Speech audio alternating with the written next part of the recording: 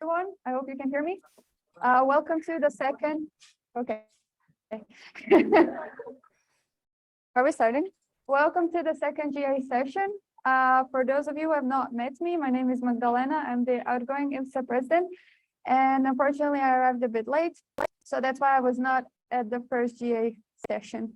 So we're continuing today with the GA, and we are moving on to the second plenary session.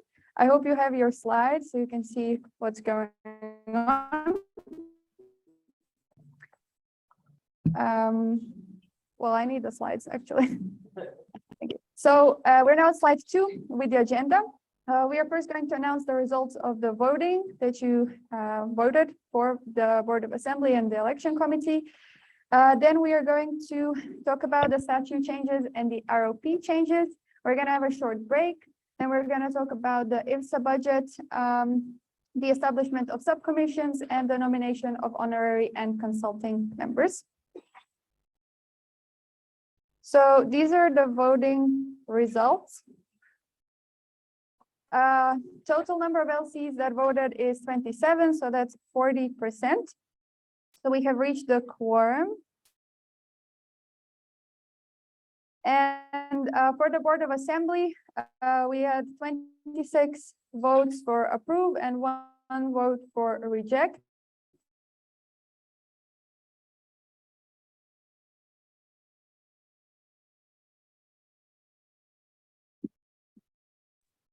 I think we lost you guys again.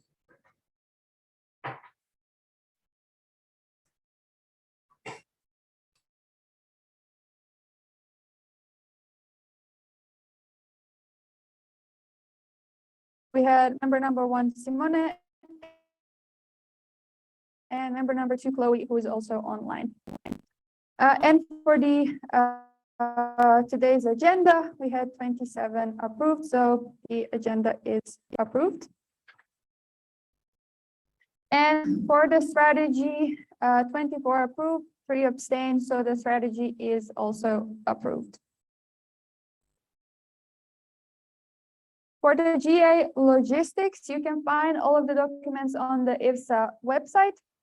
After each session, or after each section, you will have the option, you will see on the slide, to ask questions or to make proposals. We're having a bit of a problem with Slido, where we were planning to collect questions and proposals beforehand.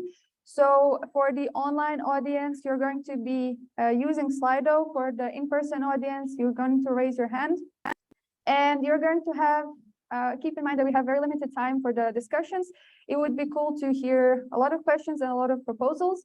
So keep your question and proposal short, up to 3 minutes. I would also like to ask you that if you agree with a proposal, please don't raise your hand to say that you agree. We don't have a lot of time for 10 people to say, yes, that's a cool proposal.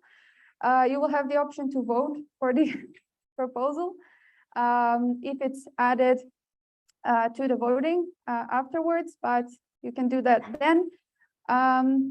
And yes, so we are also, yes.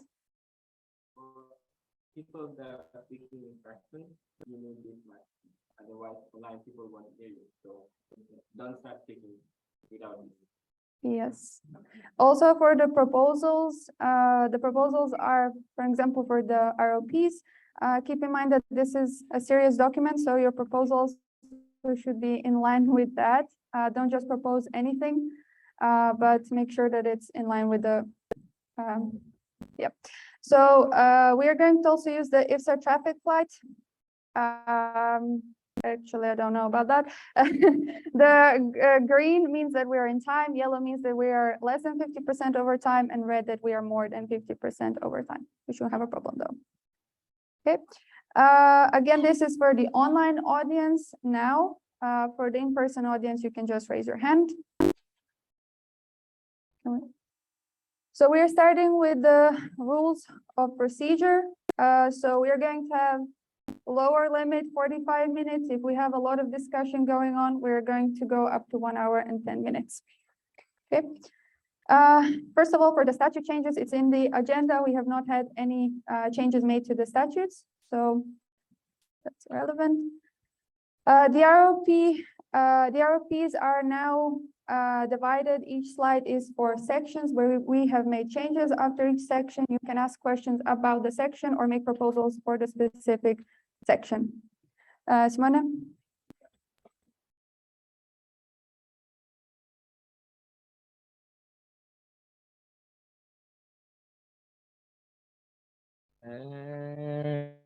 Test. So yeah, enjoy my two microphones. And this is for line people, this is for in-person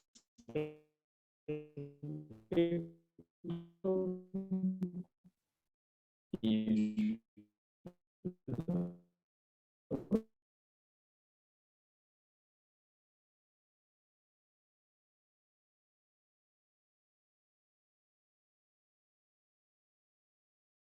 So this is the first section of the ROPs, and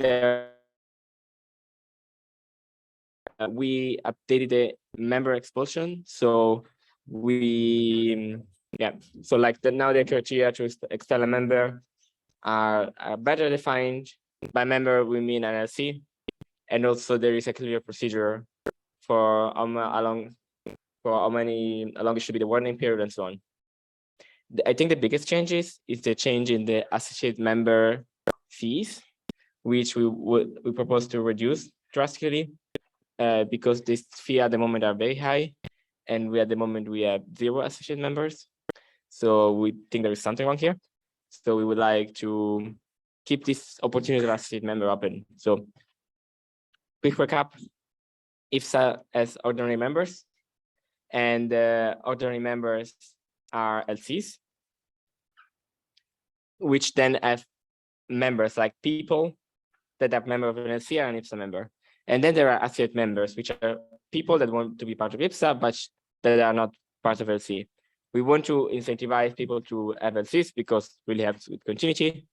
But we also want to let people to join IFSA if they're not part of an LC, which sometimes happens. So our proposal is to reduce the low income fee from 25 euros to 5, the middle income from 40 to 10, and the income from 75 to 20, which is still like non-zero.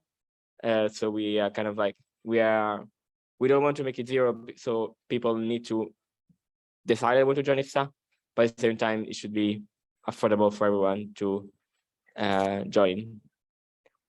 And that should be it for this section 1. You can see, of course, see all the changes in the document, but we cannot go through it now. You should have the documents also in the presentation. Yeah. Okay, so any questions? No? Any questions or proposals for this section? Okay, then we can move on to the second section. I just want to say that, like, if you want to propose something on this section, this is the moment. Otherwise, We're gonna have an overall. yeah, but like, say like. Okay, yeah, so if you have something to propose for the section, do it now. Otherwise, if we have time, we will have a discussion for the entirety of ROPs at the end, but that's depending on how much time we take during this. Okay, then we are moving on to the section 2 and 3. Here, yes.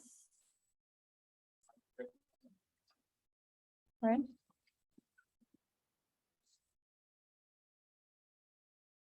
Hello, I have a question about the removal of officials. And why did you decide to make it like the last warning letter is 7 days and not What 50? slide are you on? What section are you talking about? The last section. RP section. Sorry, we're not that far. Yes. I'm sorry. No problem. So we are in section 2 and 3. Here we have not had any major changes, so we had only grammatical and some minor changes. Moving on to section 4. Yes. So section 4 is about officials. we add some changes. Like the biggest change in amount of text was that the section about like the application procedure of official was moved to section 5 and 6, because then we thought there was a better structure. So you see some text removed for that reason. And again, we have like better criteria for removal of officials. And we have this like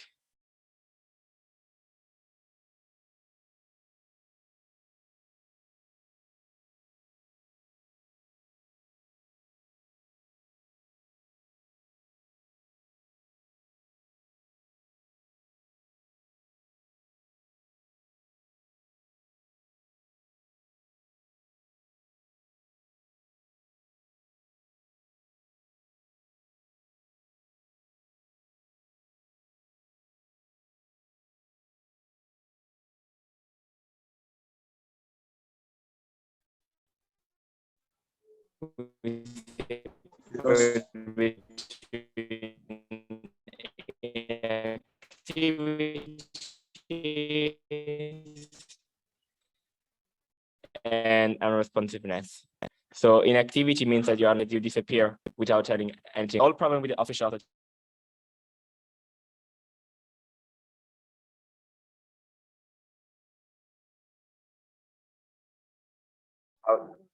I'm going to be out for 2 weeks. Then no problem at all. But if you don't tell anyone, that's a problem. And then you still need to get a warning letter and so on. And also for the changeover, we added details for the process. So now it's clear what the changeover period consists. This is something like in Ifsa, where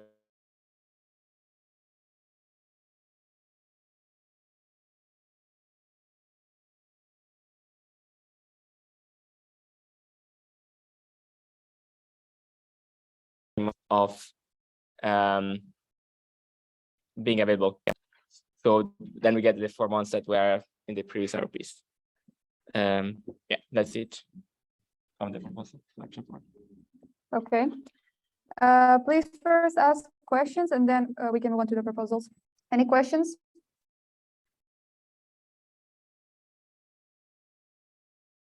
Yes? Could you just maybe do like without anything else, just the changes, like, I don't know, 2 weeks change to this and rerun it again? Because it was really hard to follow that. Sorry? Could you restate it says details of the processes are changed in the slide, and there's like no details there. Like, could you just restate them? Do you have the RP document? Yeah. Perfect. I don't really. Let's look at it. Yeah. I mean, yeah. Like, Oh, I see what you mean.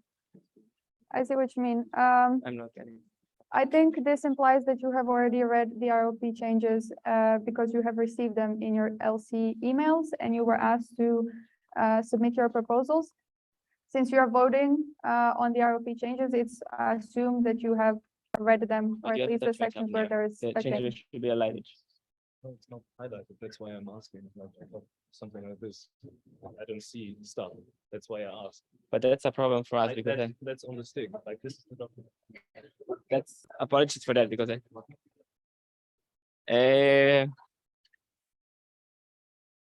What's the problem? That they can see the. they have the wrong document. What? Yeah. What do you mean? They don't have the changes highlighted, so that's useless. But we sent it in the LC email. Yeah, but we need the latest version. We need a technical break, guys, because we realize that the document that you have of RPs, the changes are not highlighted. It's just the new RPs, and I think highlighting changes is very important. So we are going to get a USB stick running around again. Sorry for their problem. And also line people, thanks for your patience. How do you think we should send it? Ellie. Yeah.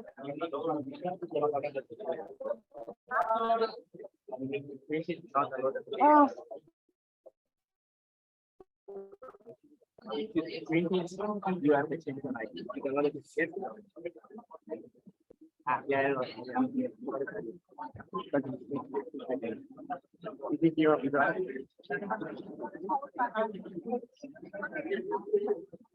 It's turned off.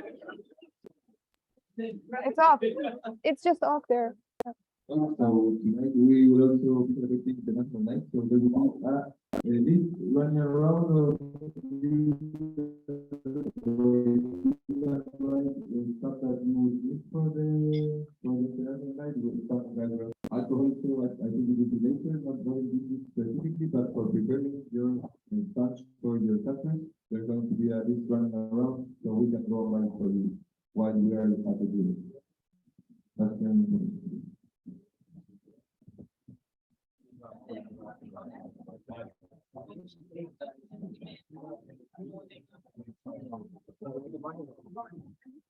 Oh, it's going great.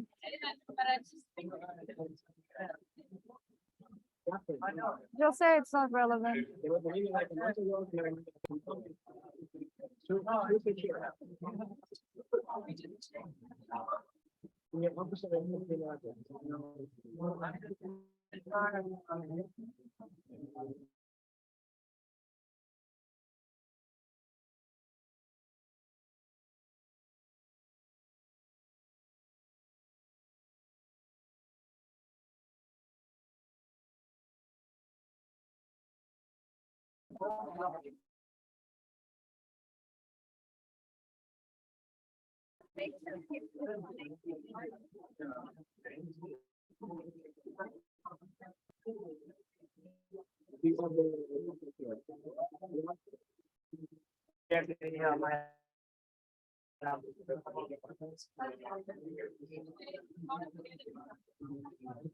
So cold.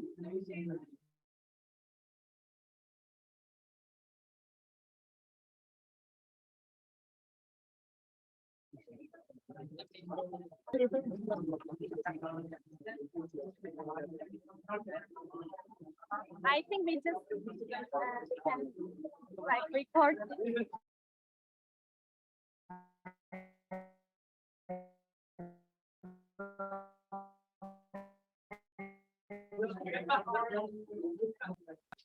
It's already working online, so maybe we should just record it and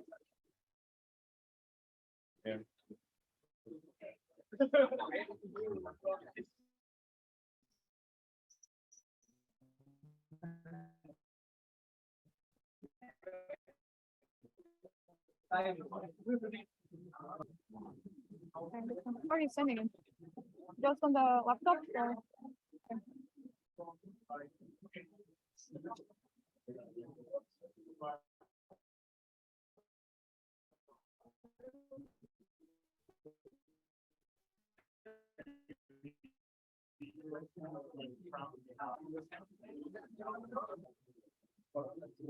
Are you trying to do what?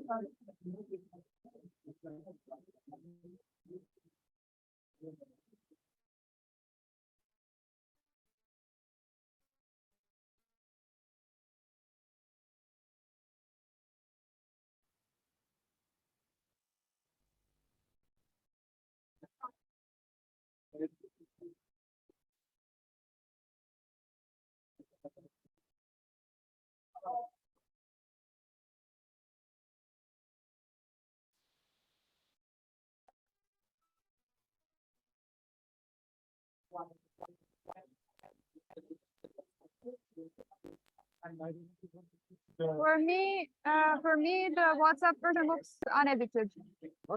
The WhatsApp version doesn't have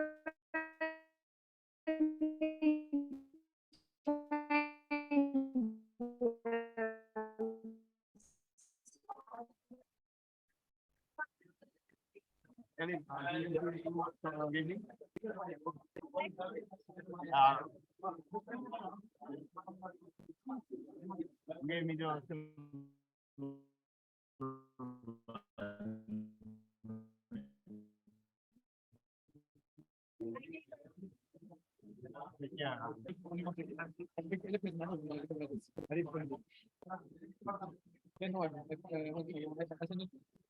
Here? The one you sent doesn't show anything.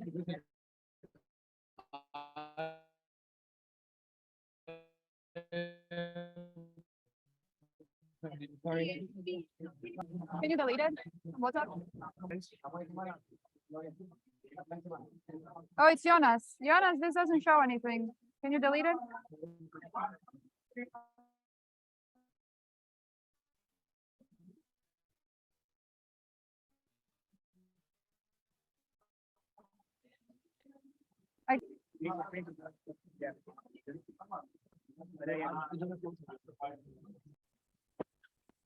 In general, so it's just like an assistant position for any official position. Yeah. Can we have one of the documents open so we can also see what they're.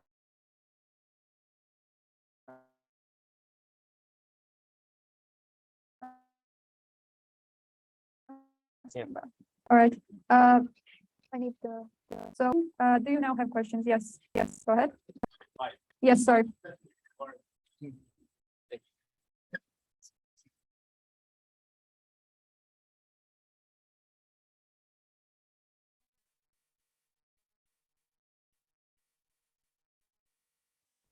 Yeah, my question, how many officials did you need to expel this year?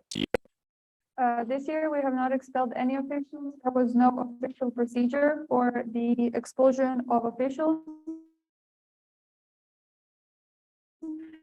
which is one of the reasons we were prompted to.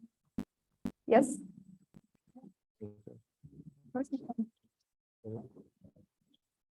Like in a practical way, would you involve like when you is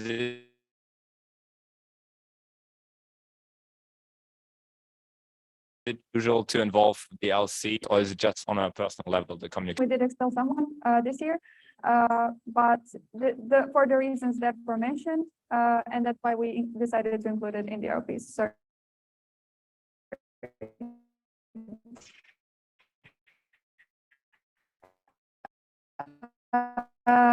No, we are not. We're not including LC because there's not a matter of LC, it's just a matter of you with IFSA, and again, like the point I mean, we need active people in the as official, so you can active, we need to find someone that is active. That's all. Yeah, I agree. I think it's important to like when people are not active anymore to. Any other questions? Yes. Hey, I would really want to ask a question like, for example, you have here like 2 weeks of inactivity, Yes. but as a corona like, for example, someone can have like after 3 weeks, but you will kind of like took him the option to after these 3 weeks get back to work because he will be like 2 weeks inactive. Do you have some kind of backdoor options for these kind of things? It is 1 month inactivity, 2 weeks of responsiveness, and yes, Okay. of course, it's not about if it's totally all right, even more than 2 weeks, and even after, I think it's all right. But this concerns people who just disappear without yeah. anything, and we keep sending emails. Can you do this? Can you get Yeah. back to us? And we don't get any response.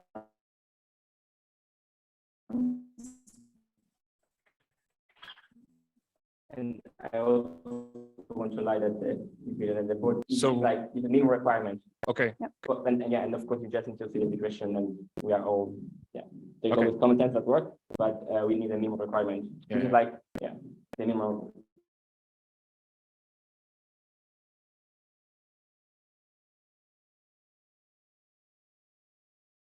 Requirement again. Thank you. Okay. Also explain it for the new people here. So what we're talking about is only for officials, right? So commissioners can come and go and don't need a report and don't need to, that doesn't apply to commissioners, all this stuff. Yes, commissioners they don't have the same obligations as an official. Thank you very much for the clarification. Alex wants to add something. I have an input. If some of you are not aware what are the commissioners, the commissioners can pay part of any time for a sub-commission. commission or a specific project or if any additional help is needed, for example, with managing the social media. And at any time, anyone can apply as a commissioner for a transformation.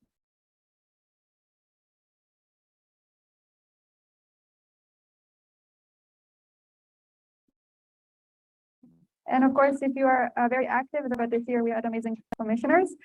So we also decided to award commissioners that do a lot of work. Any other questions? Yes.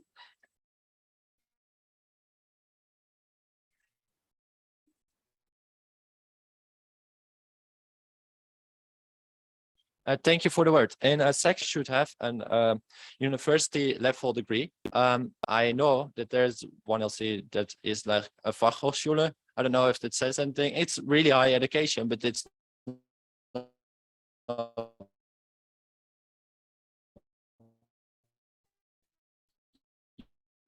university. Now, like this point, my proposal is to change. We know that in the Netherlands, there's also an institution that's not like university. It's a bit more practical, but it's like we get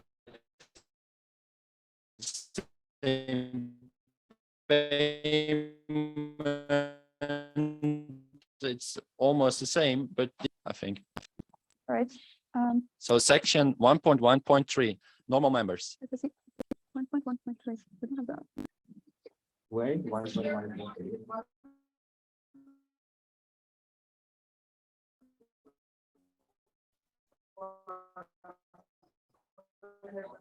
Oh, okay. Okay. I don't see that. We don't have 1.1.3. Can you clarify where? Because we don't have 1.1.3. I said 1.1.3 bullet point 3. Okay. Anyway, the answer is that like we have no problem in adding like even if it's like applied from university or whatever you want to call it, it's not it's mentioned about university level. And I know that every country has different like I mean like for example in Germany, university they don't have like a university would call it, and it's not popular at all. If you want to propose a change to make the wording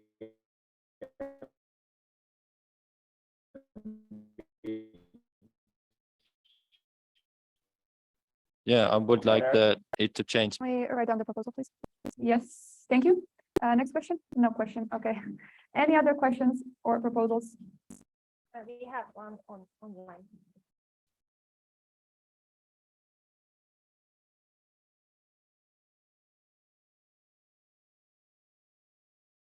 Yes.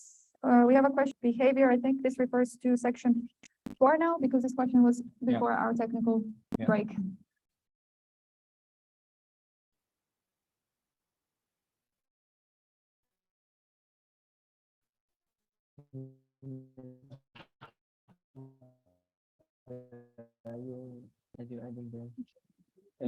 So answering to the question. And the answer is that from our side, we kept it intentionally vague because that's something we don't want to use. That's something we don't behavior and want to leave it to the we want to leave the opportunity to the board to have a reason to expel someone if something bad happened and keep this open. The idea that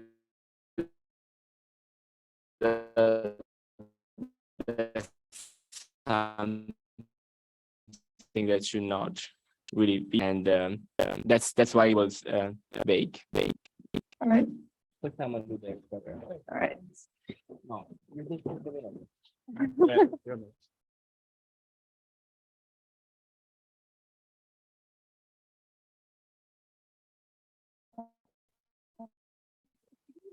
I mean, is a very, very, vague and subjective phrasing. Maybe change it to like something that is like a moral standard and practice, common practice,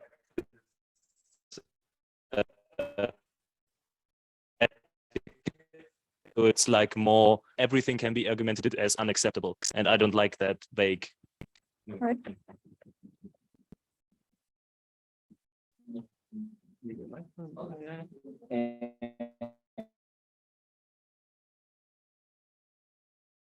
I think for example, if you had a head of subcommission and decide to do something without consulting the board and so on, this can include stuff. This is why I think your definition is a bit too limiting. But if you want to look for something else,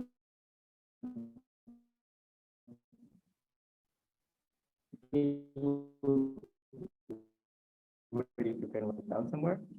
I just want to add that one of the reasons we keep it vague is because if we put like specific limitations, then we run into the risk of not having it stated in the ROPs and then not having a good enough reason. IFSA values somewhere in any official document so that you can say it's not in line with the IFSA values? We are working on a code of conduct, which is going to happen at some point, but we want to keep the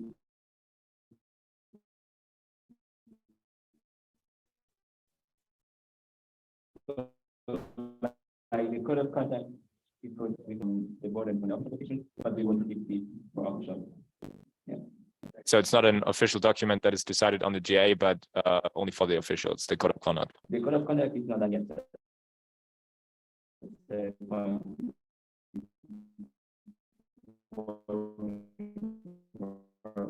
why we don't have it like here. But like that's where we want to put the values, and we don't want to put it directly. And also the code of conduct doesn't impact on the officials, but only the members. And the enforcement is not done by the board, by the separate committee, because you don't want to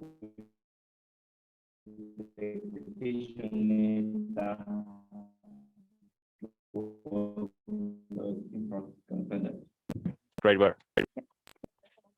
We have another question from the online audience. Would it be possible to know if there is a specific official they should inform about absence, like if I'm head of subcommittee?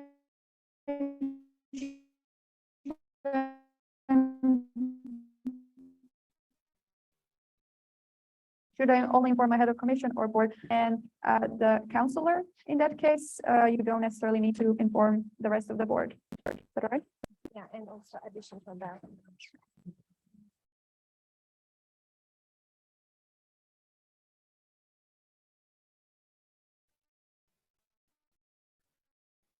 And there is a proposal from Ballard, the unacceptable behavior that includes but not limited to verbal offenses, sexual harassment, and so on. Yes. Where is the microphone?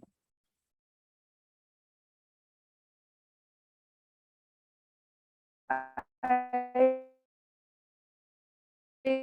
think we should have the microphone somewhere. Oh, The point 4.3, removal of the officials. I propose the change and add the sentence.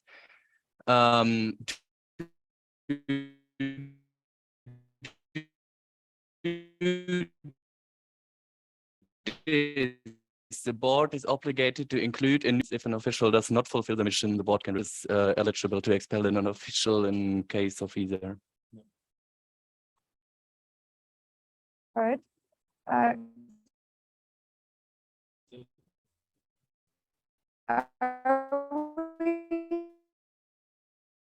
we writing this down, or should I be writing this down? Thank you. I think if you can send an email to board to the next would be the best thing. No, I think we should collect it here. Or if you can let to Slido or anywhere to get it written down, so we're sure we get your exact wording.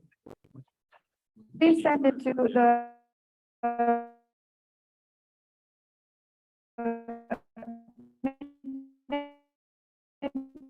keepers. It will be in the minutes, all of the. Doesn't somebody need to second it? We're not We are seconding. voting on it. We're voting on it later. Yeah. We need to move on. Yeah. Also clarify how this voting procedure works. We're going to have the name proposal. We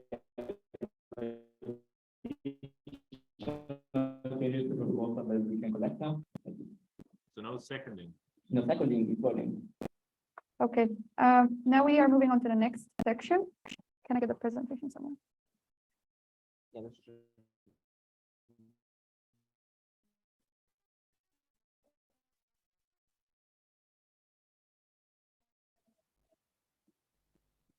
Okay, where we have redesigned the structure of the GA for a hybrid GA.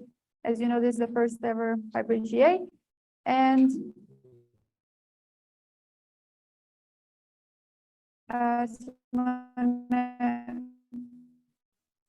this is your point. Thank you. Section 5.4 is about the GA. You see a lot of text there, changes. The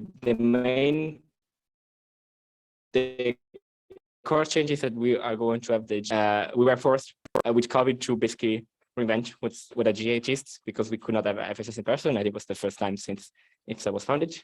And we really want to keep the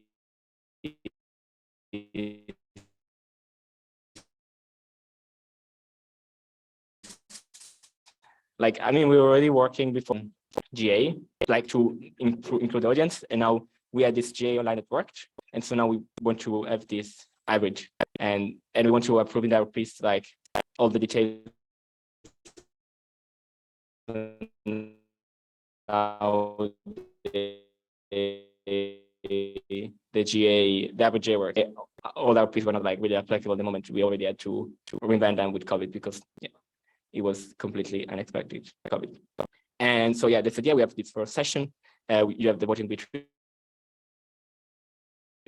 the sections that you need to have the document both in person and online. I think it's very important to ensure inclusivity for everyone, because you don't have to travel 10,000 kilometers to be able to participate in IFSA GA, but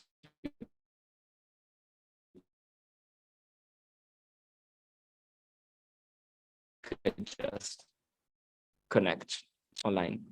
But yes, so do you have any questions or proposals for this section? Yes. Johannes, then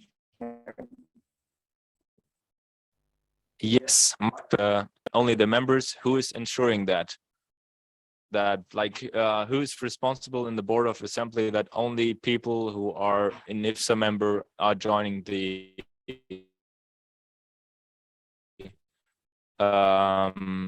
Zoom link? Shared only with the LCs through the official LC email. we are assuming that we are sharing with the only the LC, so not a public channel, and we are asking them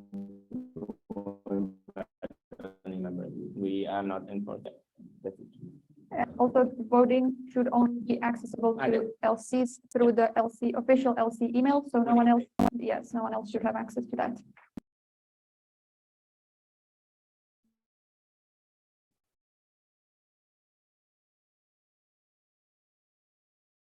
You are recording all of the GA minutes and good.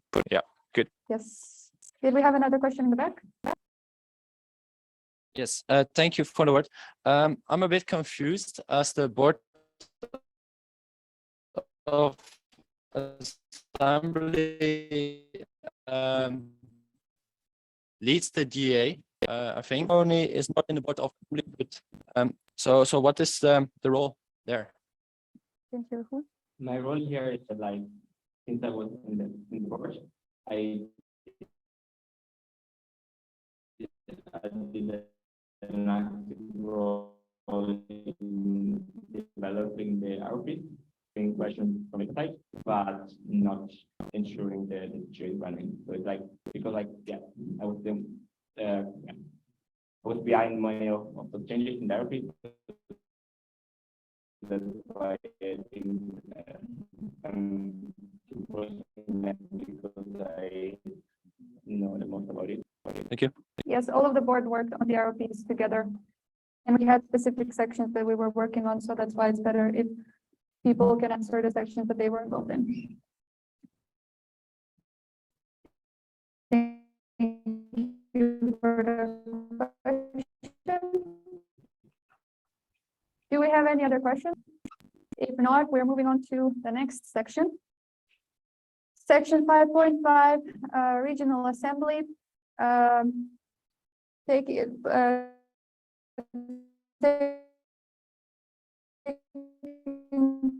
place at the regional meetings to elect the pre-selection, which was happening until now, and the structure should be relatively similar to the GA. Yeah, because until now, because until nowadays, there were just the pre-selection and the regional meetings. And there was another election elected at the regional meeting. They didn't have to be elected in the end at the IFSS, which was in the past happening a few times. But yeah, since now we have the general assembly had in the past 2 years online and now hybrid. That's the reason why it's now like officially just the election at the regional meetings. Okay, do we have any questions?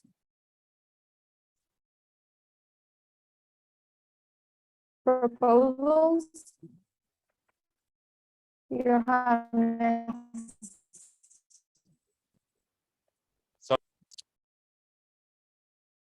about the format, I think in one of the emails, or I don't remember where exactly, but there was this 48-hour slot for voting in the RPs, and do you want to include it, or is it just not stated anywhere?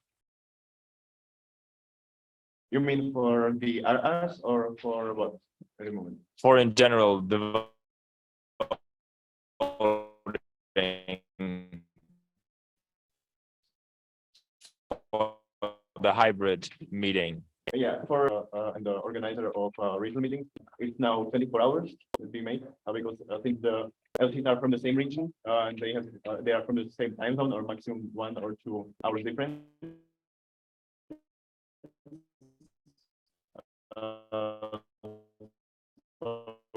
It's not necessary to give 14 minutes. But yeah, I think it is 48 hours.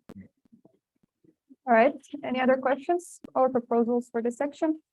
Okay, if not, we're moving on to the next section.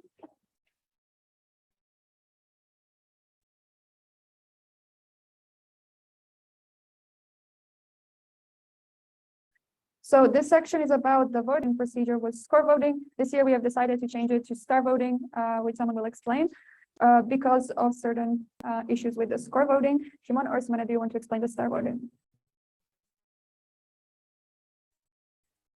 You can do it. All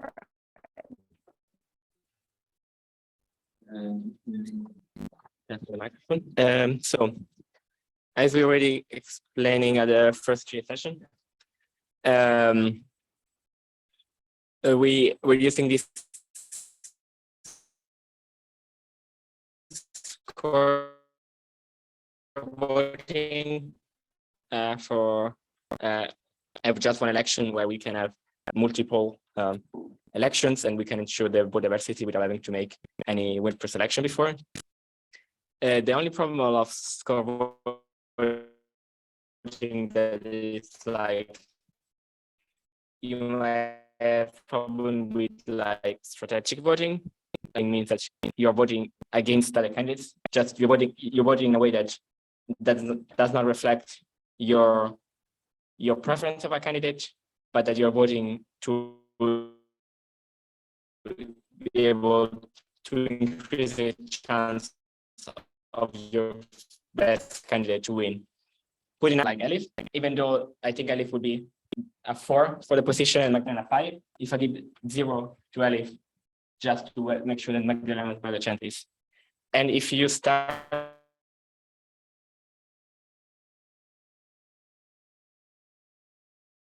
voting, this basically doesn't like, because this is secondary, we remove the incentives to, because if you would give 0 to all the other candidates, then your vote doesn't count.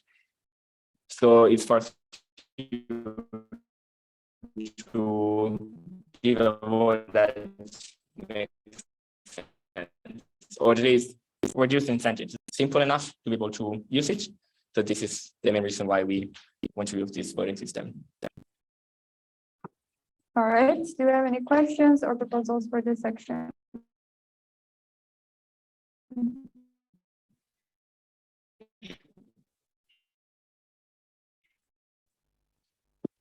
No?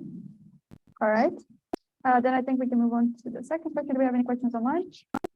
What? Okay, we'll move on to the next section.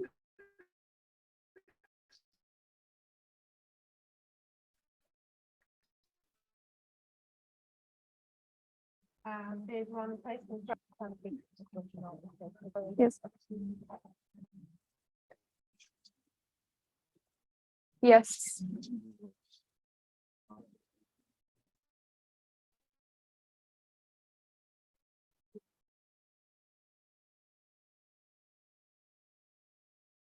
I have a question probably to in the sessions already, like what we are going to vote on. Like what's the chance of when in future IFSS they want to include something else, where could you include this possible voting? Like because it's because you state in the ROPs already when what is going to be voted on, right? It's kind of very clear. And my question is,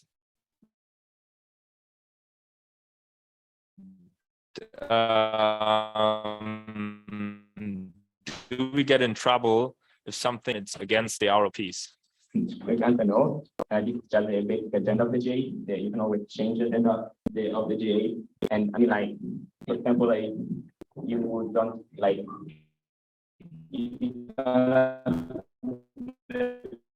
budget, you need to push the budget by the date. If the new budget doesn't get approved, you will need to vote again on it. Or if you have a tie on an election, you're voting. It's just the structure, it's like the whole structure, then you can always make changes. Okay, so it's not a problem that already everything is included in the ROP. Do you have any other questions or proposals? Why is there even section 6? Which one is the correct one? Okay.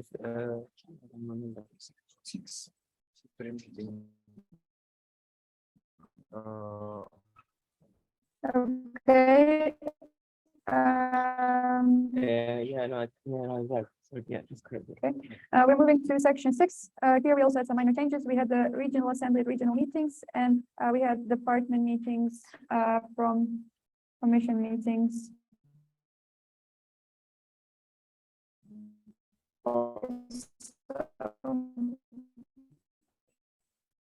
Does anyone want to explain this? Used to have as a statutory meeting, board meeting, like 3 years ago, we had a commission meeting, so we can have also commission and official meeting. But then realized that actually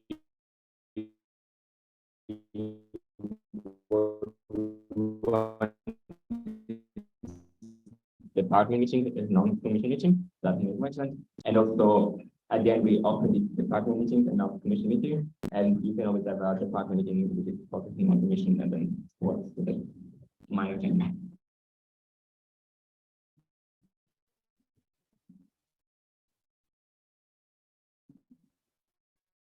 Yes. And get the mic to him. Thank you. I'm sorry, I actually missed something previously because I want to propose some changes if I may on section 5.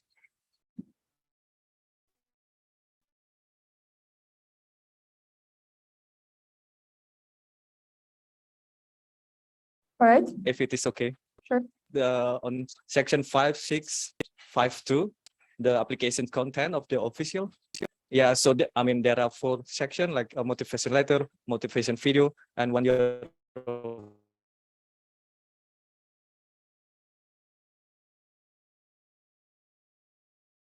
full plan, and in case of multiple applications be reduced or I think because I'm thinking I'm here, so I can just propose myself or for instance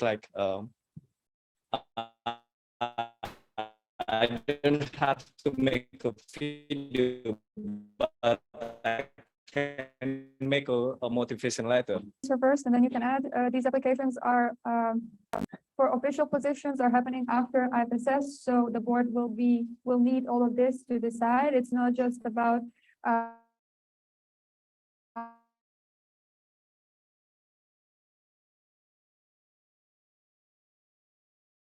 presenting yourself at IFSS because these elections, the open call is running right now, but it ends up is that even for the board and heads of commissions, the open call was before IFSS, the deadline is still running. But I think this is something that is, yes, required. And a motivation letter and video like all other participants. So it's the same procedure everyone, whether you're joining here or not. Yeah, because Sorry, and all of this is on the website so that people who are not here or are not able to see you can see this on the web. because I was like, oh, I'm sorry, because I was also like thinking like we also like do the vetting, right? So I was also like thinking, so it's actually part of the like motivation video. So I was like thinking it can be like iterative or like repetitive. And I would say like, so this was the answer to why there's a video, but of course, feel free to support. Feel free to obviously support a change to remove the video.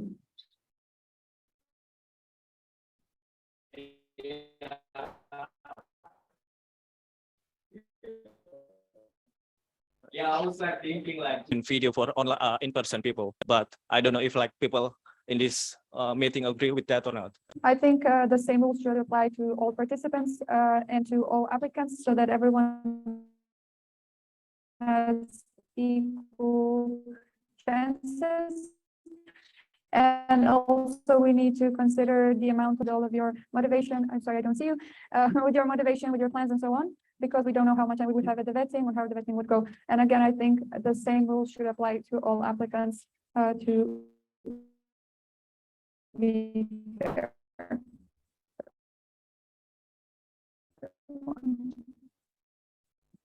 Johannes, do you still have? Yes.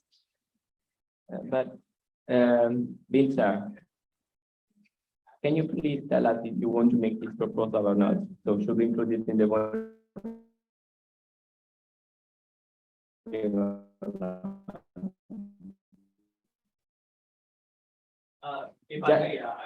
I think I propose to like drop the motivation video for the in-person people who are attending IFSS. Thank you.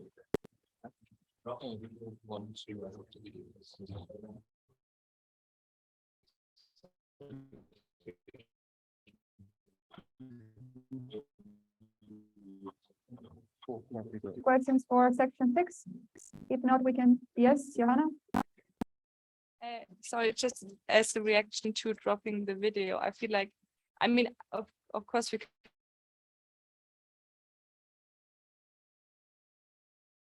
can do the proposal, but I'm a bit scared that if we incline, because we don't have to shoot a video, to apply to, and I guess it's, I don't know, I'm just scared that it's going to be an easy way for everyone to get out of making this video to apply for position.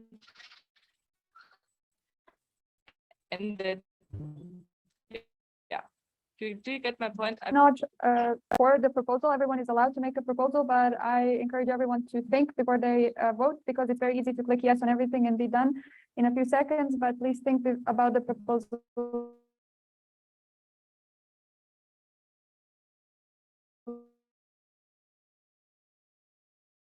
before you vote. Yeah, do we have any other? All right. Then we can move on to the next section.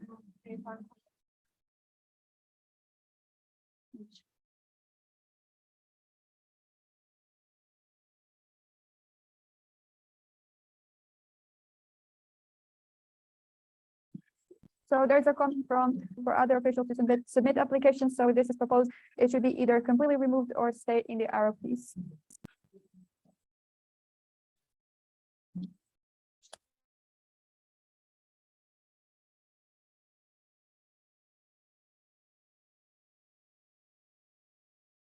Do you have any other comments? Okay, like it isn't fair for people in person. They don't have to do a video. Yes. Can I move on to the next section? So if you still have comments, yes, otherwise we're moving to section 7.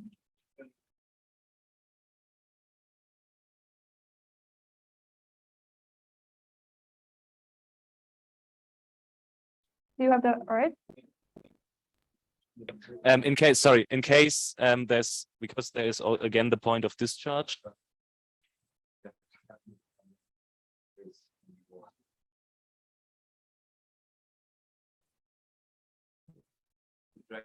Okay, and we have more comments online about the video saying it would make it complicated and very unfair to online applicants, which I agree with that. Says that making it only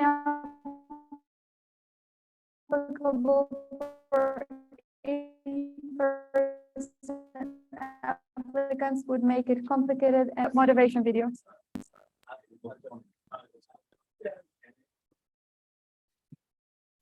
Do online people also do the vetting? Yes.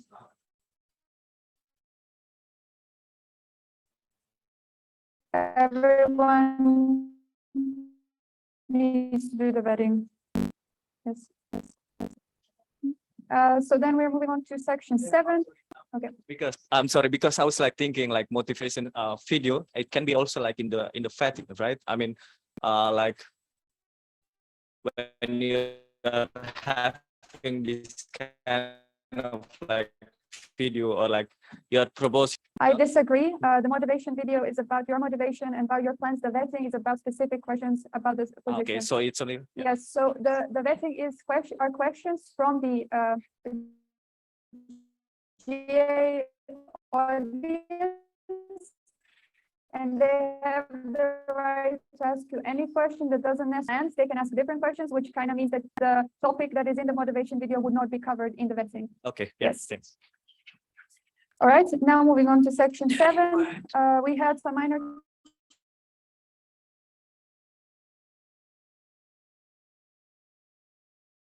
changes to the bank account. We were, or the requirements were expenses and also the development fund, which is probably the biggest change. Jonas, do you want to say something, or section 7, the expenses?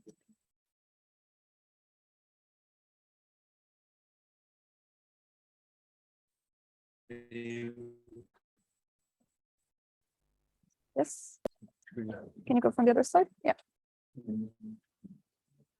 You can take my mic.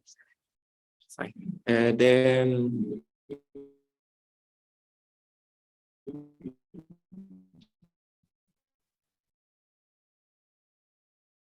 the section about the expenses, a lot of stuff that was redundant to other part of the quiz. Because like it was really clear that like it already specify how expenses are approved, so no need to repeat it twice. But we made it clear, like proposal is therapies expenses are either a direct payment or a reimbursement to someone after they made the expense, which has been our internal policy already for several years, and we actually need this for like simplify a lot our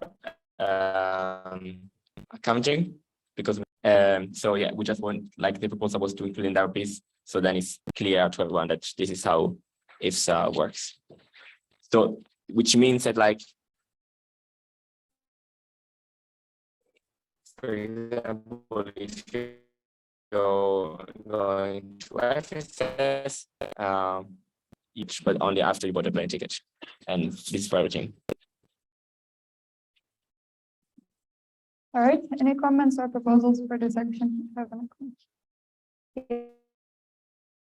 Yes. Can we please get the microphone in the first row? I feel like I'm going to question like the whole idea of how IFSA does finance, and it might not be the right place, but I feel we like this IFSS is a really good example that it doesn't work. there's a issue with the way. I think maybe for the next year we should have some reconsideration about if this is the right way to do it, even if it's the best way for budget planning and documentation. I feel like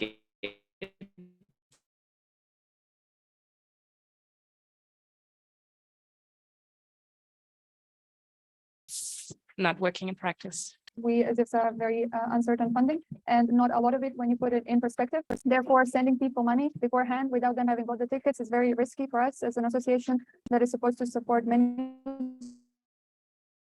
students.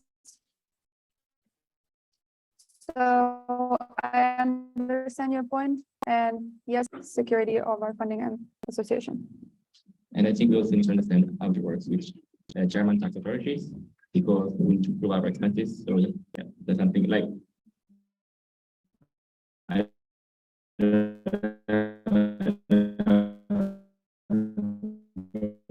mentioned the moment, but if we change policy, internal policy for years now, it's just the proposal was not to make adoption. And we have already had situations where we have sent someone money without any proof. So, and they were not able to attend the event anyway. And I understand what you think, what you mean by IFSS is a good, many reasons why people were not able to come. This is only one of them. So when you put all of that in perspective, we might be able to provide funding to someone beforehand, but they still might not be able to attend. But you're free to suggest any proposals if you have. Yes. That regarding that matter, I think that it would be really good to state that because as OC didn't manage to, because if not, we would have had more delegates. So maybe stating that being able to deliver visas is something that needs to be done beforehand. Like, for example, if it is in Germany and people are like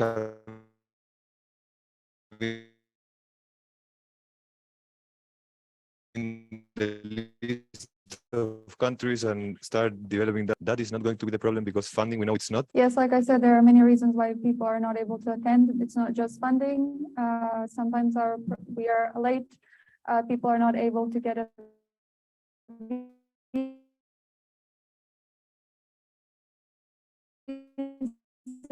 So I think getting ever sure increase the amount of people we can have, and I really agree with that. Okay, do we have any other comments or questions? There is a comment from Bell. That the structure for development fund should include the ahead of time and can include more applicants. Is this in the proposal?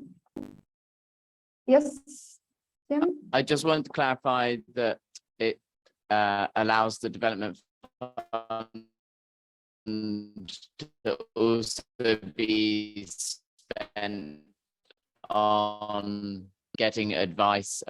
It's not just the funds, but actually the process that we're struggling with to get visas for everyone. Maybe we can spend some of that to get advice on how to navigate that.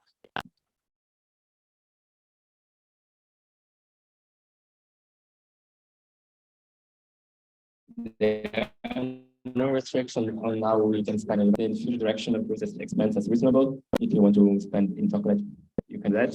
So I think, yeah, that makes a lot of sense, but like, that's not something for our piece. There are no restrictions at the moment that. Yeah. If it's approved by the direction. Okay, any other questions or comments on section 7? No, I think we need to spend for a proper proposal, because it's not a proposal. Okay. We need to like section and then. I think we can ask for. Yeah. But can we move on to, okay? And last section, section 8 was removed because it was out of date. I'm not sure if there is much to say there. Does anyone want to say anything?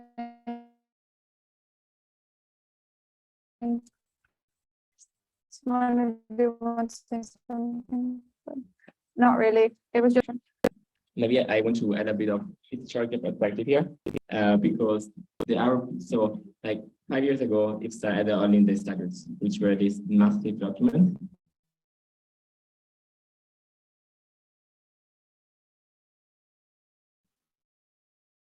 And every year we had to go for to actually split the statute from the RP. So the RP is just an internal document, and the statute is an external document. Also because the statutes are legally binding, the RP is only IFSA binding.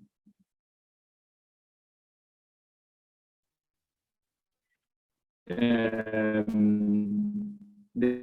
problem is like the RP, so the statutes are just done copy pasted in the RPs. So last year we ended up completely restructuring the RPs because it was very, very messy, the situation of the RPs.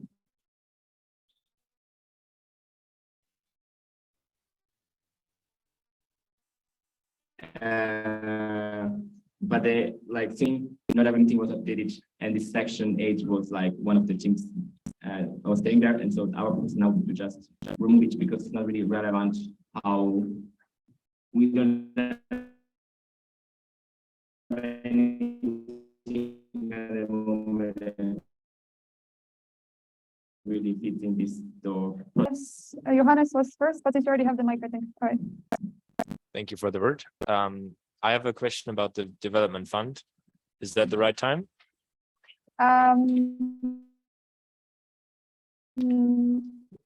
Yes, sure. We have. Yeah.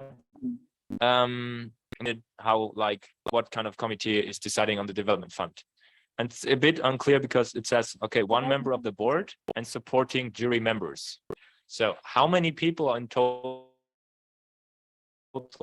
are taking part in the decision of the development fund? Sure. So we are in section 7.4 development fund, and there the point 6. The use of the development fund. It's not there anymore because like with the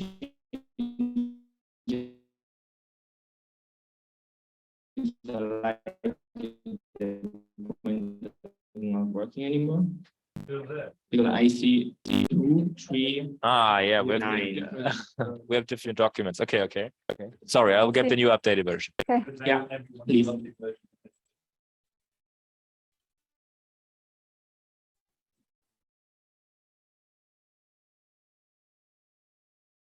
All right, we have one question here.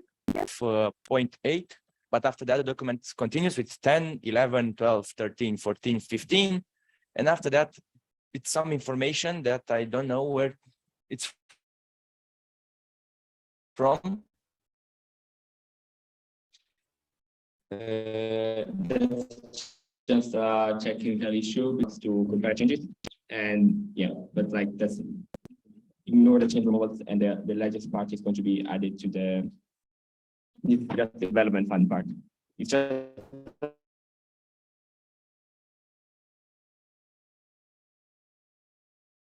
like when you compare changes, you got an issue, but like okay. Okay, I think now we have a few more minutes if anyone wants to make a comment, a question, or a proposal for the overall RFPs. Otherwise, we are going to have a very short break and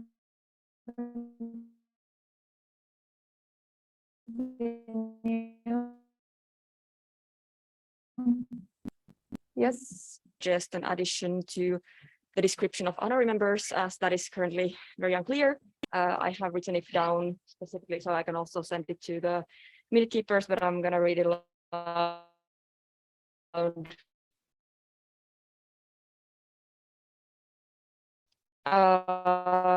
So it currently says that IFSA wishes to honor, and they must be appointed at an ordinary GR session. And I would like to change it to honorary members are natural persons or organizations that IFSA wishes to honor because they have contributed to IFSA's work or provided support from outside of IFSA in significant ways for a long time. All right. Thank you. Any other questions or proposals for the ROPs?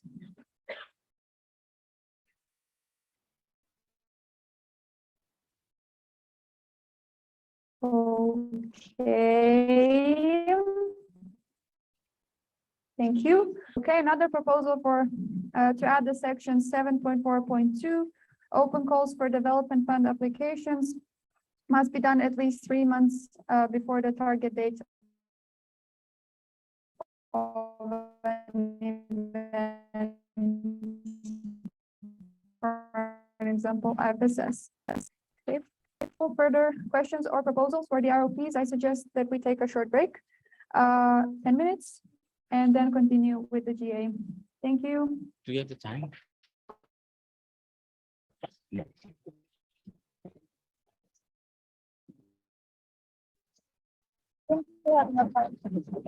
10 minutes means. I think 10 minutes means you.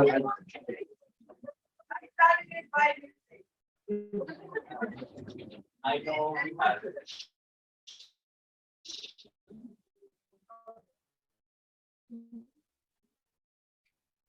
I would say 10 minutes means start the time.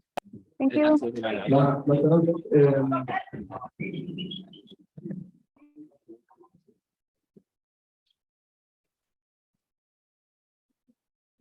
you.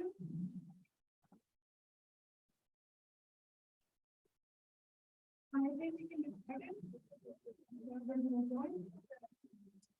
So we're moving on to the commission proposal.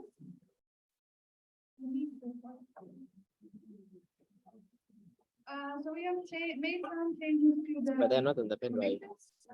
The first commission we have is the capacity development commission. So, yes. Some would say the best commission. So no. Okay.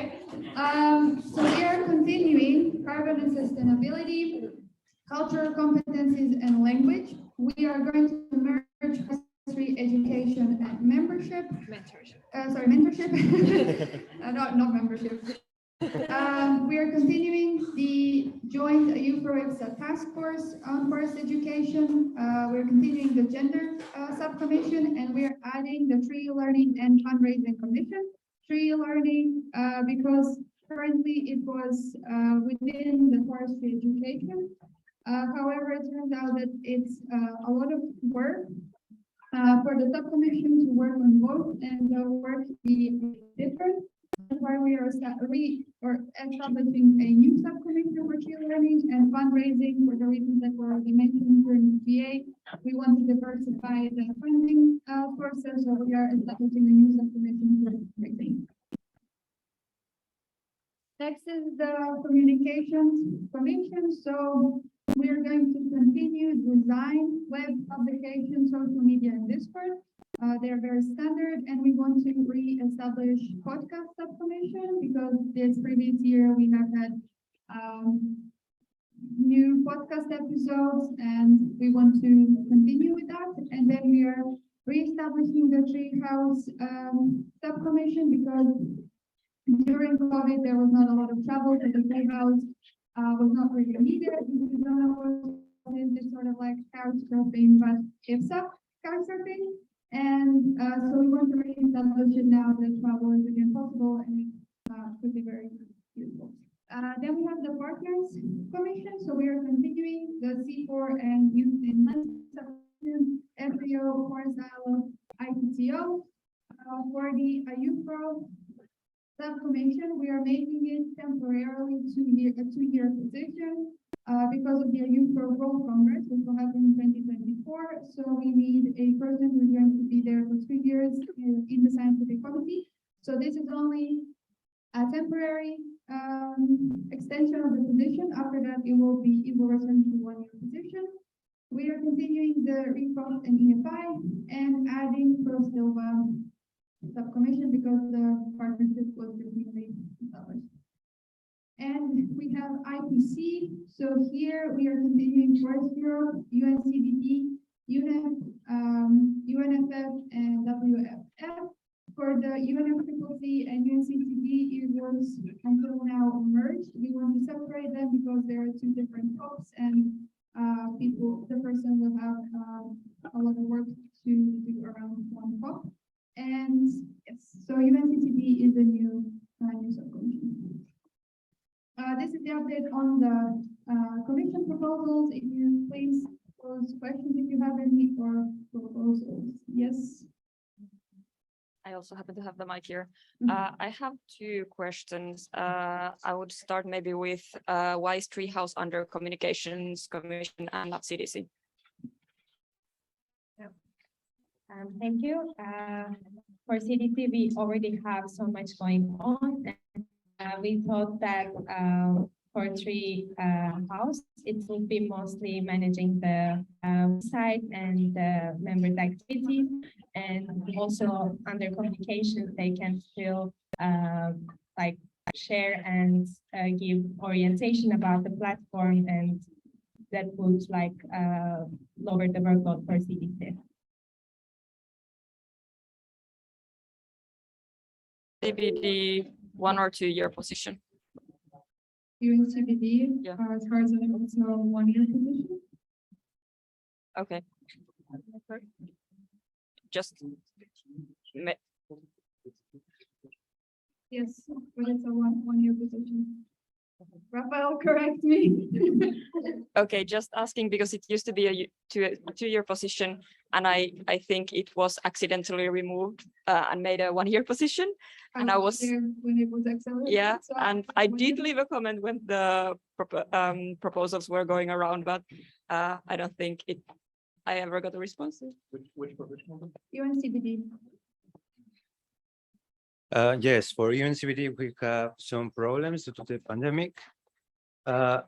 It was the COP15 is been postponed, but yes, for this term, it should be a 2-year position because the presidency for the next COP is also a 2-year position. Did I make myself clear? Yes. Okay. All right. So that's a proposal, Yes. all right? Which one does something? Mm. Okay, thank you, Sarah. Yeah, my question, the head of IFI, EFI, however I say it, subcommission was not in the list in the email of new options to apply for. Is that also because it's now a 2-year position or? It's not a 2-year position, I think it was a mistake. Yeah, it Okay. was just a mistake. Yeah. Okay, it's a 1-year position. But now it should be there. Okay, but so it's open as well. Yeah, Yeah, it was it's just an error. Okay. Sorry. Jasmine? Yeah, I am for the joint task force between IFSS and Ifsa. It's a 2-year positions, but it's not clear on the job descriptions, and also we don't have a job description for that. And on the open call for this year is also included the 3 positions, and we have already people for the next year, so we should clarify that. I didn't understand, I'm sorry. Yeah, for the joint task force, the position is for 2 years. And we included in the open call this year. Okay. Yeah. But as far as I remember, we said we are going to have the head of the coordinator for years and the deputy coordinator for 1 year. This is why and that should be the only deputy coordinator. If there's also the coordinator, it's again an error. No, but no, there is only deputy coordinator. Deputies are just 1 and Yeah. coordinator 2. Okay. That's what we read last time, but I don't remember. Yes, I remember that the coordinator is 2 years and the 2 deputy coordinators are both 1 year. Oh, all right, thanks. Any other questions or proposals for the commissions? I don't see any hands. Do we have anything online? No. Okay. Okay, then we can move on to the IFSA budget proposal. Jonas, I invite you.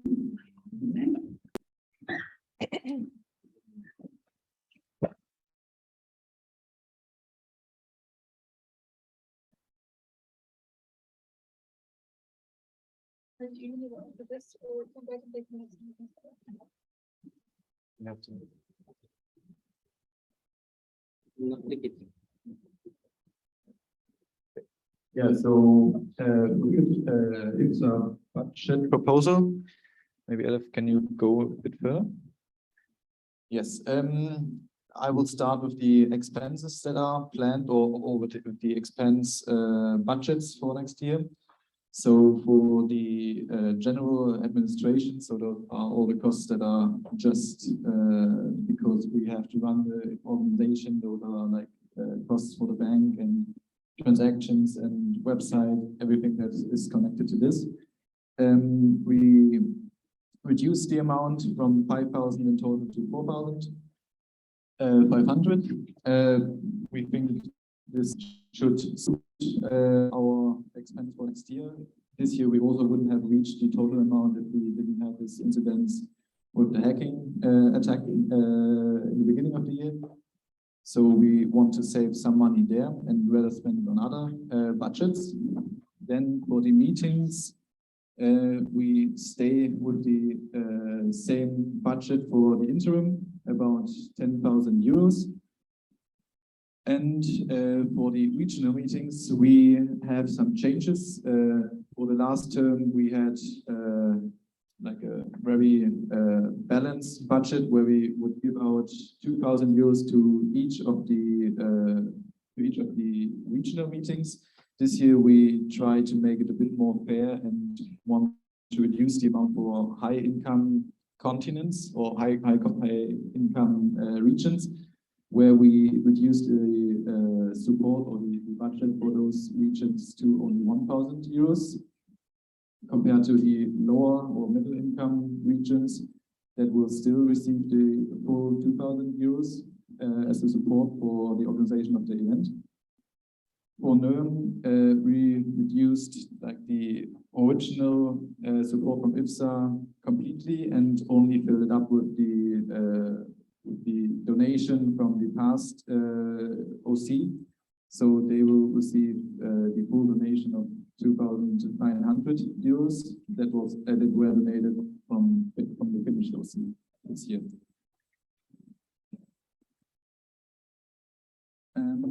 For the board and department meetings, we increased the amount.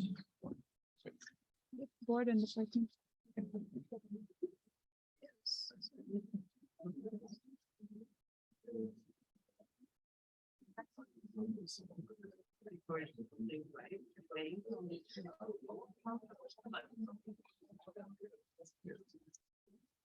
For this budget, we decreased the amount about half compared to the previous budget, because we saw that we didn't need as much for the budget as we thought last year. Yes. Then we come to the second round of the expenses. We increased the amount for the development fund once because the current development fund was only set on 10,000, which is too less or too little for 12 months of support.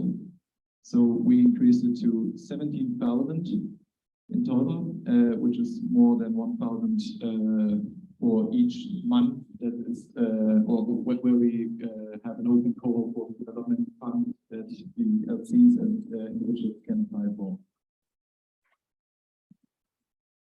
Furthermore, there's one extra budget about money that we've already allocated in this term. Those are the reimbursements for people who apply for the development fund or for the partial funding to come to this. And this amount of money isn't spent yet due to our policy of only doing reimbursements, but this will be spent on top for the next budget. About 4,000 euros that is still going to be spent, and it's only going to be spent on this specific purpose. The officials and delegation fund, so for IFSA members and officials to travel to delegations from partner organizations, this amount will increase to 8,000 euros in total. So we have 10 those events. we we decrease the amount for the project, or no, we increase the amount of project because we have now several different projects. First of all, we have the tree learning. For tree learning, we decrease the amount because we haven't used it at all this term. So we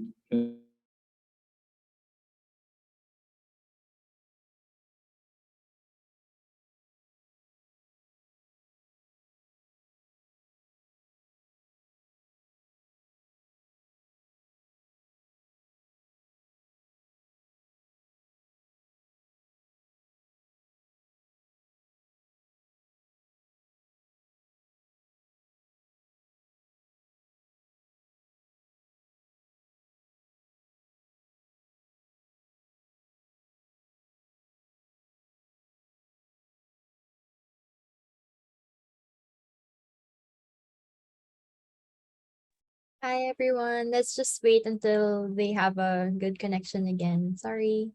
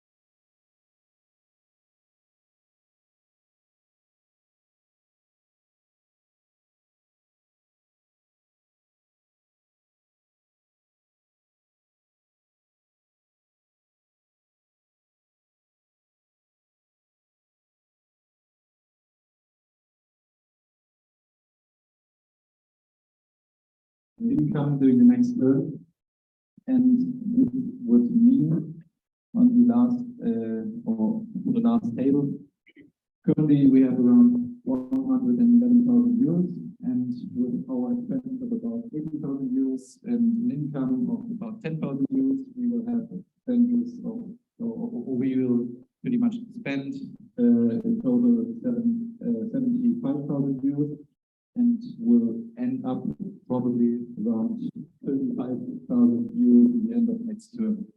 this does not include any income that we could plan so far. So we might end up with a higher amount, but then at least we can make sure that we spend all the money that we received during the past 2 years to ensure that we have spent all the money that we received in order to keep our non-profit status.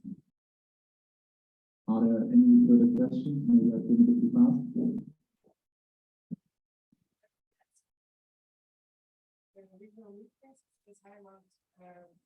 Lower amounts for high-income regions and higher amounts for low-income regions, makes complete sense. But then in the amount, it's just as $2,000 everywhere. So I think that's a mistake for example. Can you go back to the slide before? First term, it's middle income. That's Oh yeah.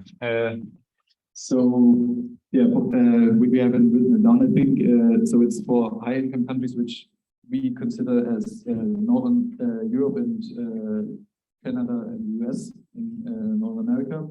So those two regions would receive 1,000 as a support, and every other region we consider as a low-income country, at least partially. So those will receive the full amount of 2,000 euros.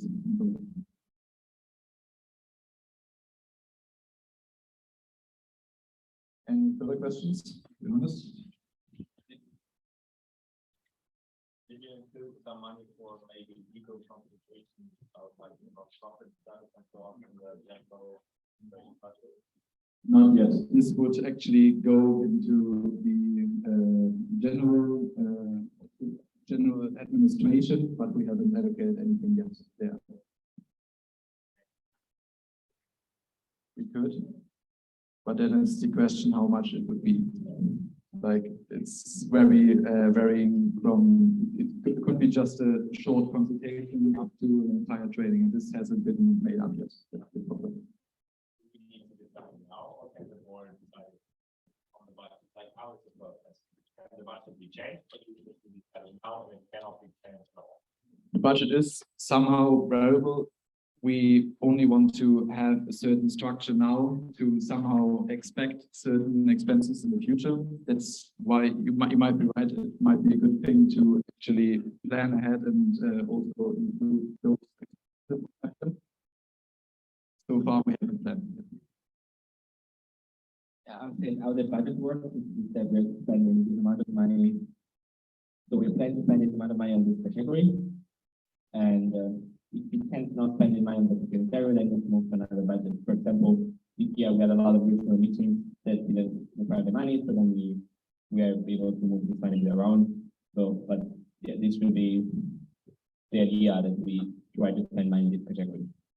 So yeah, at some point you might end up with a budget where you are 10,000 euros below budget, another budget where you are pleased, so you don't want to spend on much more. Okay.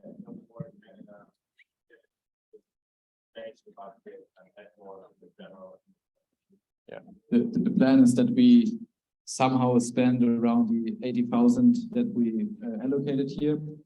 It's just not very fixed yet on what we spend.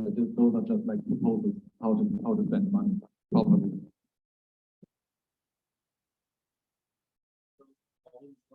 Also, I see that there's every meeting, Yes, IFSS usually don't receive any money from IFSA. It's usually only allocated for the GA itself, but not for the IFSS OC. Should we change that? I mean, we are currently in a state of planning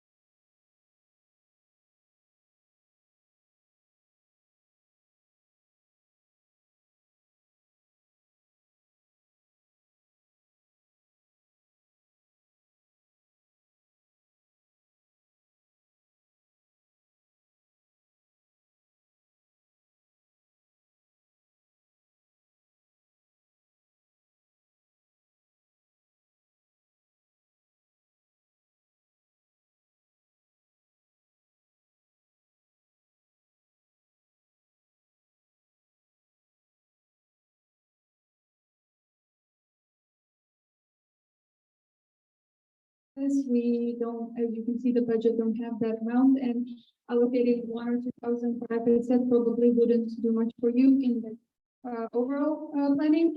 But if you need specifically to start up, then okay.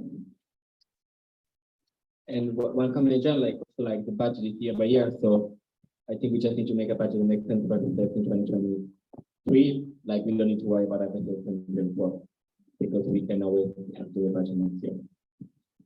We don't even know our budget income, if we're going to get a grant or something, because our budget is kind of uncertain. So, yes, there was also a question. There was a question here before, but if you have something related to that. Yeah, I want to compliment with against it. So, us the OC treasurer this year, like maybe you could front the money and then the OC can give it back, because donations take a lot of time. So maybe if you have money to front to pay certain things that need to be paid urgently, so that the same OC people don't have to pay it from their own pockets. But then when the OC get a donation, they can maybe give it back to Ifsa. They kind of a loan for the OC, and then the OC gives it back when we get a donation. That would have been very useful for us, because the donations took months for us to get the money. I think the point here is that I think that we cannot always we can pay for stuff in advance, we can reimburse receipts, but we cannot give money in advance. And run like the idea that we do a loan to the OC, I don't know how much we can make it working, but we can always say that the OC makes donation based and then it's but yeah. Johannes, is your thing related to this? All right. We also have another question here before that. Yes. Just to finalize the proposal mechanism. So, as I see in the year from the finance report from 1920, there was 3,500 allocated for GA, and the financial report was 2018 was 2,500 allocated for GA. So I would around that number, and I mean, I would really put it in this year, because then the people from next year, we might not be there next year, and then the people from next year see, oh, okay, it's good to allocate some money in the budget for the GA, and then they just are happy with us doing that, because then they know it, because I don't know who of us will be there next year. And remember it. I don't know if we can allocate money just to let people for next year know that this is money. This budget it should be as is. We can just add categories so that people know that in 2 years there was this money. I don't think that's how it works. It was maybe not the strongest point, but yeah, let's allocate money for the IFSS in the budget, so there's starting now, and yeah. All right, I agree with Simona that this is year by year, so for next year, I agree, and please send your proposal. Thank you. Did anyone have a related? All right. Does that mean that we're allowed to send in the proposal for this year and vote on it? Because I thought we voted on this. Yeah, if your proposal, this is just me, if your proposal is to add the separate category just so people in 2 years can know about it, all right. No, yes, it's not that, that's not the purpose, but yeah. I understand, so. Yes. So for the next year, this year's GA minutes will be available. So we can highlight this for the upcoming board to be remembered in these minutes. So it doesn't necessarily need to be added in the budget as a category, in my opinion. Yeah, so. Can we put that as an option? Yeah, we want to put forward an option for voting. Yeah. Yes. We had a question here. Here in the front. Yes, but this was the first question. Just kind of a general question, because quite a lot of the money is allocated to very few people. And I mean, that makes sense. The board maybe needs to talk more, that the rest of us and the officials need more help in the rest of IFSA because it's not that important. But I feel there's so much is happening locally. I feel that's a bit of a gap because there's nothing you can like apply for as an LC. And I know that this generally is important because if every LC would apply for a lot of money, there would not be money left. But somehow, I feel also that somehow that's so right, because as money's research shows, like most of the activities are local. And somehow I feel like there should be, if we have so much money like we do now, there should be maybe a small fund that we could maybe also apply for local activities. But that maybe just. That is what the development fund is for. But I could Danish LP, I cannot go for the development. You can. Yes, you can. The development fund is for local committees, also to apply for a local event. They get funding to organize a local event. Yes. You can apply for a development fund, you can apply as an LC, or you can apply as an individual. Both options are allowed. Then I think that the naming is quite confusing. Maybe I have not read enough about it, but then it's like you definitely apply with having a bad meeting. Because like when we saw that the Germany meeting had applied over the development fund, I was like, okay. But It's a bit historical reason, but like you can apply the development fund as high and middle income country. Priority is given to low income country when there are applications, but we often advocate where you also fund people from high income country because like we assess applications month by month, and we have like 1/12 of 70% of the budget allocated on each month. And on that month, you see the application that you get. So you get all applications from income country, you are going to fund applications from income country.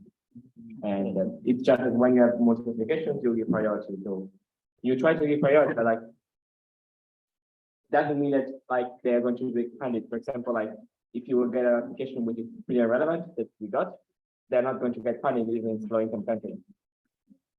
And that's also I think there's quite some money in the development fund at the moment, so there's not I don't know, it's the same that it's like with traveling for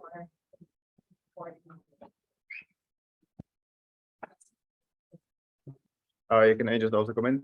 Also, like the name development is not also only just for the development countries, but we considered when the application was how it develops IFSA in general. So it's not like it's also like this bidirectional, but also like as Simona said, it was one of the category that we considered was where the country is from. So it was like one of the categories that if it's low income country, LC, or high income, yeah. Okay, I think Steve was first. Sorry.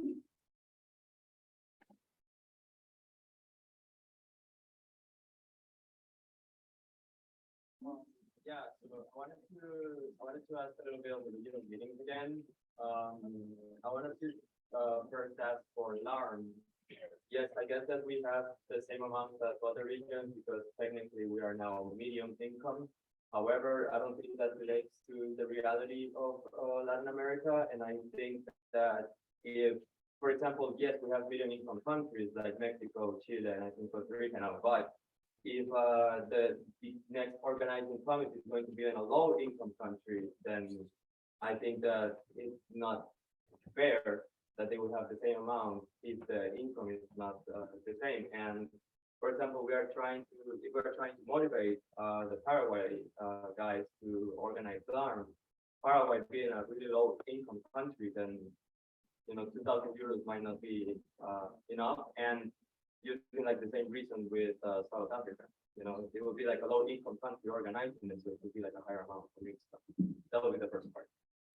I don't think you have a different amount to other countries. You have the Latin America region has the same amount as Africa, Northern Africa, Southern Africa, Asia. Only Northern Europe and Northern America have 1,000, so 2,000 is the same as any other region. It's not less. Then what's the difference with the other? For example, there was one that had like 2,900 that said That's something. Oh, that's something. Okay. Okay. It's a 1,900 donation on top of the 1,000. Okay. Okay. Great. No. No. Yeah, this was a total donation, so IFSA has not allocated any money to non-Europe this year at all. And we, just for explanation for those, like numbers, we had last year the case that I think it was North Africa, who also received like the full amount of funding for their regional meeting, and for them, like 2,000 euros had a way more value, so they could do a lot more with those 2,000 euros than you would be able to do in Northern Europe, because just we have way higher expenses for the same thing pretty much. That's why the funding comparatively is way lower than for a lower income country. Okay, great. Then my second point would be, okay, I get that for Canada and North America, yes, they're high income, so they would be getting 1,000 euros. However, wouldn't it be better to support them with the equal amount of other regions, at least for this year? Because as we saw in the data, Canada and North America is, like we can say, a region with low population, and they're trying to become more active now. So even if we compare the activeness of activeness of Northern Europe and Northern America, there's no point. They're far more active than the others. So at least for this year, I think it would be great if we can support them more, so that they can have a good regional meeting, and then the region can become even more active.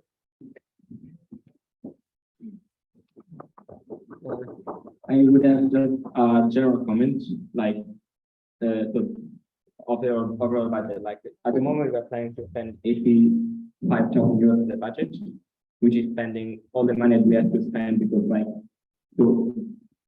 we need to spend money in 2 years. So this year we got 25,000 euros, and we want these 25,000 euros for the long term. So we want to spend 85,000 euros next year. And so I would really, I mean, of course, we can decide to spend all the money next year, but when you make budget proposal, like if you add 1,000 euro here, I would also suggest that you propose where to remove the 1,000 euros. So they were, but like there is a reason why there is this 85,000 in total, and I would invite you to take this into consideration. Okay, then I can also like add on that it could be removed from board and department meetings. I mean, it's like at 11,000 for now. So it could be just go back to like 10,000 and try to adjust that with, for example, the board meetings that are stated for at least two per year. So I think that would be on proposal. Right. I just want to add to that the reason that the Northern American region is not active is not because of the funding only, but other regions, and I agree that they should get incentivized in some way, but also compared to the 1,000 euros is not a lot of money in comparison to how much money we need to organize such an event, and getting external funding or support from your university in providing a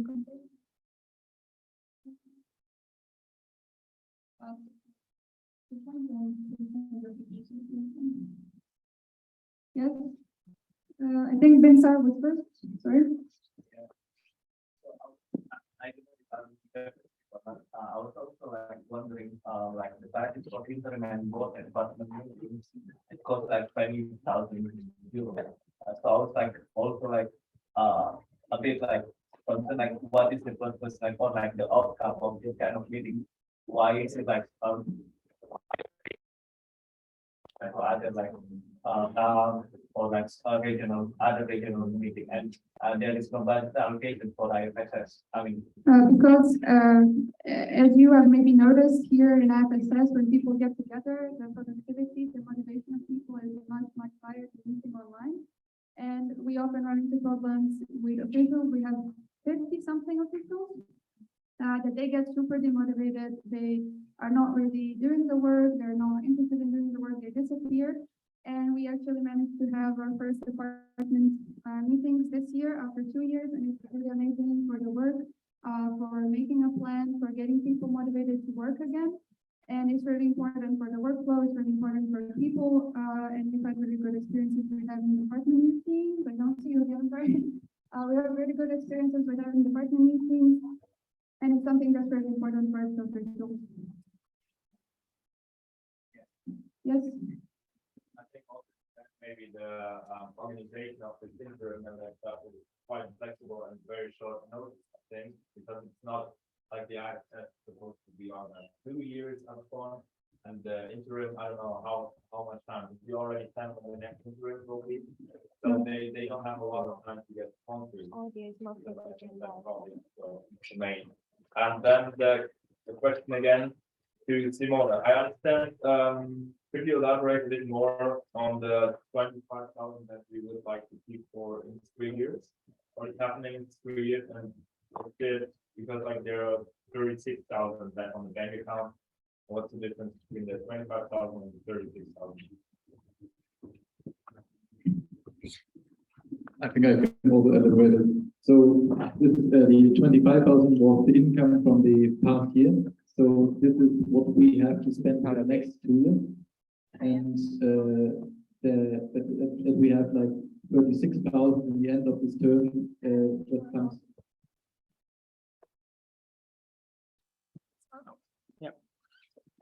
Yeah, so like we have the income from the past year that we have to spend for the next 2 years, which is pretty much our only like resource, or not our resource, but our only like budget that we still have for this entire term that we don't have to spend earlier. And since we don't have any other like bigger income or funding yet, kind of our security. The reason why we have 36,000 at the end of the term is that we have a planned income of 10,000 for the upcoming term. So through membership fee next year and through IUPRO for the IUPRO internships. That's just what adds up to what we actually want to save for the next term. All right, thank you. Got it. Okay, any other questions? Okay. If there are no other questions or proposals, yes. We have another question from Gabby. Just a short one. Until when do we need to submit the proposals? Okay, Today, midnight deadline. probably within 1 or 2 hours after, no? No. No. Now, okay. All right.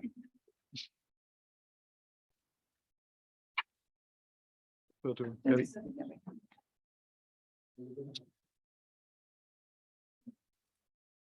Okay, I just want to add some comments. I'm part of the OC that's organizing LARM. And so far we have only 5 participants coming to Peru. And it's mostly because we don't have enough money for that. I don't know if you have a strategy to let us know, the local committee, if they can apply to the developing funding. Because I remember that my LC didn't know that, so they don't know that they have that 2,000 euros to use for the land. And also most of the people don't have enough money to get to Peru. So we are trying to encourage the next LAR are going to be maybe on Paraguay, but maybe $2,000 is not enough because so far in Peru, we don't receive money for our university. And IFSA is not really good now in Latin America, so they don't know how to funding us. So it's a really big problem because more that people want to go, but they don't have money to go. I believe that's our overall problem, but as you can see, the budget is very tight and not a lot of money are we able to spend at even traveling to regional meetings, or because the money that we can allocate for travel is very limited, so it doesn't really apply to regional meetings. As for applying for the development fund, someone maybe you can answer. Oh, I have my mic. I'm sorry. Do you want to answer about the development fund? Simona, do you want to answer about the development fund? The advertising development fund, sure, we can advertise it a bit more, but I don't think that's something that we have to discuss in a GA. It's like, yeah, we have this page out. I mean, I'm saying I don't think it's not a valid comment. I'm just saying that like, it's independent of what we send the GA to try to advertise a bit more. And totally agree, we need to advertise a bit more on the development fund. But it's not something that's going to get anywhere approved by the GA that we need to advertise more. We just need to do it. I hope you get what I'm trying to say. All right, then we are moving on to the next section. So this is the last section. I know you're all happy about it. It's honorary and consulting members. So this is the list of nominated honorary and nominated consulting members. So for the nominated honorary members, we have Alina, Jesse, Florent, and Natalia. And for the nominated consulting members, we have Francis, Paula, Juliet, Asha, Augustine, Sebastian, Melanie, Simone, and Elif. So just to, before this, clarify that consulting members are members that are not officials anymore. So people that are planning to run for an official position can decline the consulting member if they're running or are elected. And honorary members, you can only vote for 3, and the nominated members can also decline the nomination. So yes.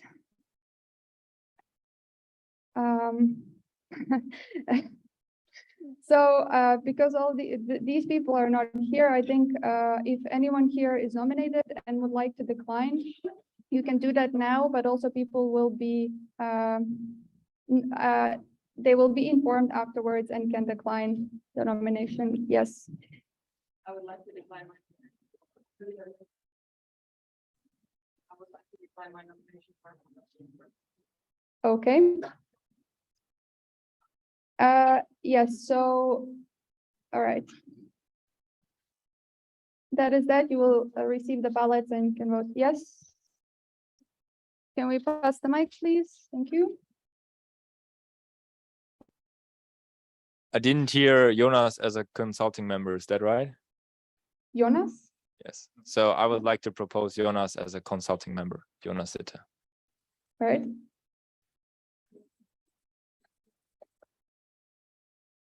Added in the proposal. Okay, do you have any questions or anything else to add on this section? Yes, Tim? Sorry, how many consulting members can we vote for? There is no limitation for consulting members. There's no limit on consulting. And for honorary members, only 3. Only 3. Okay, thank you. And in the ballot, you will see the reasons for nomination of certain members, so you can decide based on that. Okay.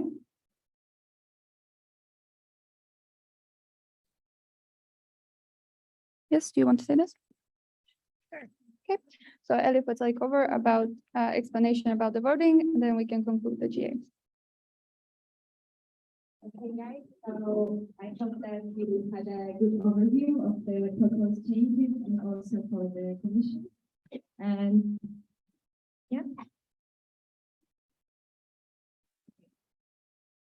So now we will send out the second ballot for the voting. The ballot will include the changes for the ROPs with your proposals, and then the budget for the next term, also including your proposals. Following that, we will have the commission proposals. And lastly, we will have the voting for the honorary and consulting members. And the voting deadline is until the 3rd GA session, which will be held on 4th of September. And the deadline is on 3rd of September until 1 p.m. UTC+0. So you have time to vote until then. And the next GA session is the Ifsa elections. So there's still time to apply for positions. We still have some open slots. So please take the opportunity for being here in person and approach the Ifsa officials if you are interested in any position. And just feel free to ask your questions, because This is really a big opportunity, and just take your chance to improve yourself, to network, and just go for it. And on the 4th of September, we will also have the Ifsa Excellence Awards announcement. We have some nominations, so also be prepared for that. It will be very fun. And one last thing, tomorrow we have the first Ifsa workshop, which is, yay, which is Ifsa 101, which we will have like general information about Ifsa to refresh your memories or to teach you a bit if you are new to Ifsa. So yeah, we are really looking forward to it. A lot of officials are involved with this workshop, so yeah, great. So I would just like to say, I have my mic. Thank you so much for being patient with the technical issues, and I hope you enjoyed the GA. And yes. Could you clarify? I know it was mentioned in the first GA session, but the ROPs have a different quota that they need to reach of yes votes to pass. So could you maybe remind us what is the quorum and the percentage of yes votes that we need to have? Yes, so the ROPs require, changes the ROP requires a quorum of 30% and a majority of 75%. And also the voting of the ROPs is going to be by section. So every section is going to be a different voting, plus any additional changes. So the proposals that have been made today during the GA are going to be additional changes to the basic proposal done by the board. So you're going to have a lot of things to vote on for the ROPs. Okay. If there are no other questions, thank you so much. I hope you enjoyed it. And with this, we conclude the second GA session. Did we get any proposal for the budget? Hassan? Did we get any proposal for the budget? Guys, general information.